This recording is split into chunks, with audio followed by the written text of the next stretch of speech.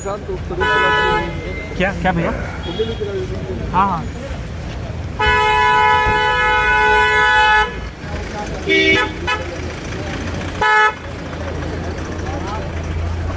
हटो ना सामने से।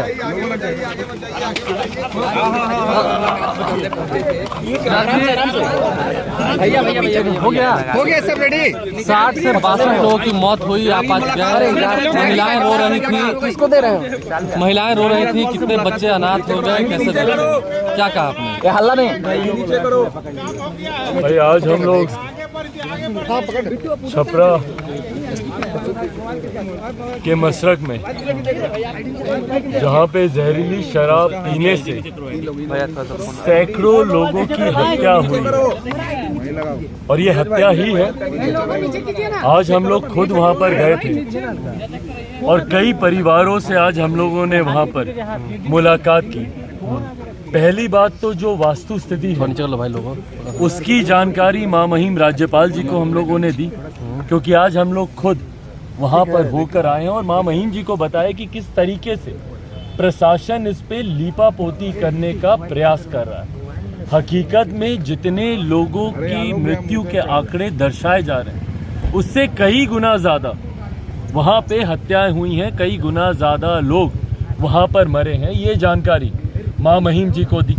किस तरीके से प्रशासन के लोग खुद इस घटना में लिप्त हैं, उनके तार खुद उनसे जुड़े हुए हैं जिनके ऊपर जांच की जिम्मेदारी है, ये जानकारी हम लोगों ने मां महिम जी को दी। और बिहार में जिस तरीके से एक अराजकता का माहौल उत्पन्न हुआ है, भले वो जहरीली शराब को लेकर हो, भले वो बढ़ते अपराध को लेकर हो, आए दिन हो रही लूटमार, हत्या, अपहरण, डकैती, बलात्कार जैसी घटनाओं को लेकर हो, इन तमाम विषयों की जानकारी हम लोग आरा गए थे, उसकी भी जानकारी दी हम लोगों ने। 9 दिन में 9 हत्याएं। अरवल की भी हम लोगों ने जानकारी दी कि किस तरीके से माँ बेटी को जलाकर मार दिया गया। तो जिस तरीके से बिहार में एक अराजकता का माहौल उत्पन्न हो गया है, और ऐसे में मुख्यमंत्री नीतीश कुमार जी का जो अहंकारी रवैया है, पिएगा तो मरेगा जैसे उनके बयान, या जिस तरीके से वो कहते हैं कि भैया कोई सहानुभूति नहीं है ऐसे लोगों के साथ, कोई मुआवजा नहीं मिलेगा क्योंकि इन लोगों के साथ हमारी कोई हमदर्दी नहीं है। वो तस्वीरें मुख्यमंत्री जी को देखने की जरूरत है, 20 दिन की बच्ची की, 80 साल की बूढ़ी माँ की, जिनके साथ वो कहते हैं कि मुझे कोई हमदर्दी नहीं है। ऐसे में अगर प्रदेश का मुखिया इतना अहंकारी हो जाए और उनके नियंत्रण से पूरी तरीके से कानून व्यवस्था दूर हो जाए, ऐसे में बिहार में राष्ट्रपति शासन लागू करने के अलावा और कोई विकल्प बचता ही नहीं है। हम लोगों ने, पूरे प्रतिनिधि मंडल ने विनम्र आग्रह हाथ जोड़कर मां महिम राज्यपाल जी से हम लोगों ने यह आग्रह किया है कि हमारे प्रदेश को वो बचाएं, बिहार को बचाएं, और बिहार को बचाने के लिए बिहार में राष्ट्रपति शासन लागू करने की सिफारिश की जाए। मां महिम जी ने भी तमाम बातों को पूरी गंभीरता से सुनते हुए स्पष्ट शब्दों में उन्होंने इस बात को कहा कि यकीनन बिहार की परिस्थिति काफ़ी भयावह है, और जो अनुरोध हम लोग उनके पास लेकर गए हैं वो उसको पूरा करने का यकीनन वो प्रयास करेंगे। ये विश्वास भी मां महिम जी के द्वारा हम लोग को दिया गया। शराबबंदी को क्या खत्म कर दें? एनडीए के लोगों से पूछा है, एनडीए के लोगों से पूछा है, शराबबंदी खत्म कर देना। भाई, कम से कम एक सर्वदलीय बैठक तो पहले बुलाएं, मुख्यमंत्री जी बुलाएं, तो पूछे तो सबसे कि कैसे इसको और सशक्त किया जा सकता है। पर उनका जो अहंकार कल हम लोगों ने विधानसभा में देखा है, पहले तो मुख्यमंत्री मानते ही नहीं थे ना कि बिहार में शराब मिलती भी है। जब हम लोग बोलते थे, क्या कहते थे वो? यही ना कहते थे कि ये लोग राजनीति कर रहे हैं, इन लोगों को कुछ पता है, जानता है, यही ना बोलते थे। आज पहली बार तो उन्होंने विधानसभा में खड़े होकर इस बात को माना है और कह रहे हैं कि भैया जो पिएगा वो मरेगा। अपने ही प्रदेश वासियों की मरने की कामना जो मुख्यमंत्री करते हैं, उस मुख्यमंत्री से कोई क्या उम्मीद रखेगा? इसीलिए अब उन पे विश्वास रहा ही नहीं है। बिहार में राष्ट्रपति शासन लागू करने के अलावा अब और कोई विकल्प नहीं बचा। तेजस्वी यादव ने कहा सरकार से पूछ के कोई लोग शराब थोड़ी पीते हैं, मरने वाले अगर मुख्यमंत्री जी की भाषा अब वो बोलने लगे। 6 महीने पहले की उनकी भाषा सुनिए, 6 महीने पहले के उनके बयान सुनिए। वो दिन दूर नहीं है भैया जब हम लोग भी जाते थे तो उनका भी एक प्रतिनिधि मंडल हम लोग को अपने आजू बाजू में दिखता था, वो लोग भी जा रहे होते थे। जब हम लोग मां महिम से मिलने आते थे तो उनका भी एक प्रतिनिधिमंडल मिलने आता था, वो भी वही मांग को रखते थे। पर यही है ना कि जब आज आप सत्ता में हो जाते हैं तो आपके सुर बदल जाते हैं, जब आप विपक्ष में होते हैं तो आपके सुर अलग होते हैं। ये जो नीति में बदलाव आता है ये नीयत के बदलाव को भी दिखाता है। आज की तारीख में आपकी नीयत सिर्फ सत्ता में अब बने रहने की हो गई है।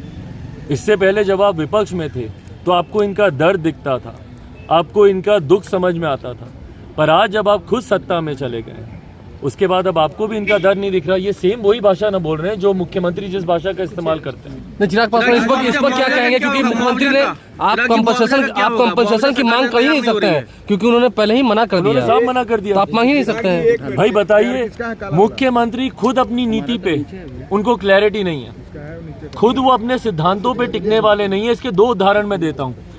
गांव-गांव घर-घर तक शराब की दुकान किसने खुलवाई भैया? पंचायत तक अगर शराब की दुकानें खुली 2015 तक तो ये किसने खुलवाई? आदरणीय मुख्यमंत्री नीतीश कुमार जी ने। 2016 में उनको ज्ञान प्राप्ति हुई कि भैया शराब गलत चीज है। उसके बाद यकायक वो एक शराबबंदी का कानून लाते हैं बिना इसकी कोई तैयारी किए हुए।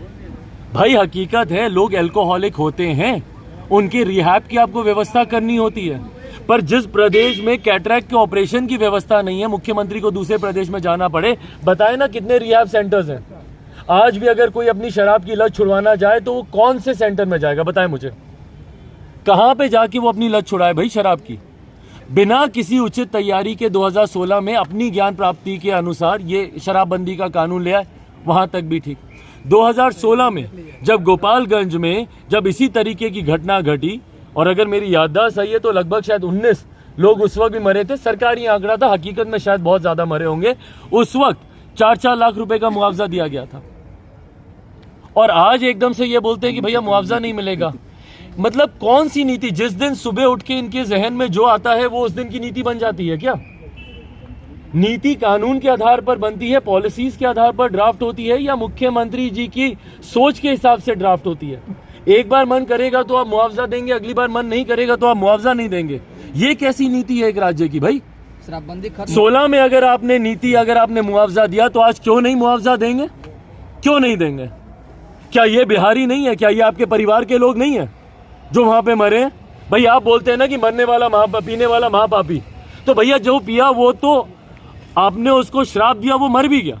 आप ही ने कामना की ना कि जो पिएगा वो मरेगा, आपकी कामना पूरी हो गई, वो मर गए। पर उनके परिवार के जो लोग जिंदा बचे हैं उनका क्या कसूर है भाई? उनको क्यों नहीं आप मुआवजा देंगे? अपने परिवार के एक सदस्य की गलती का खामियाजा वो लोग क्यों भुगते? अगर आप उसको गलती मानते हैं, अब